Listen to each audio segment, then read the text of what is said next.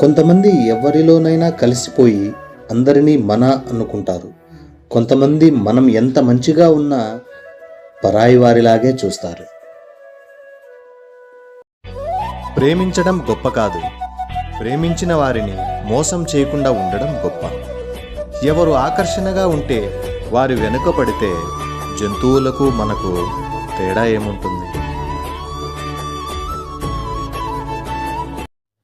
రోగం వస్తే మందులు వేయాలి, బాధ కలిగితే ఓదార్చాలి, సంతోషం వస్తే పంచుకోవాలి అని ఏది అవసరమైతే అది అందించే వ్యక్తి ప్రపంచంలో ఒక్కరే, ఆమె కన్నతల్లి.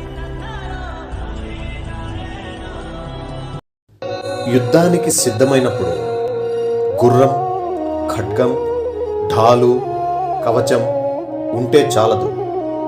చంపేంత లేదా చనిపోయేంత ధైర్యం ఉండాలి. మనం తిన్నది మట్టిపాలు, పరులకు పెట్టినది మనపాలు అనే సామెత ఉంది.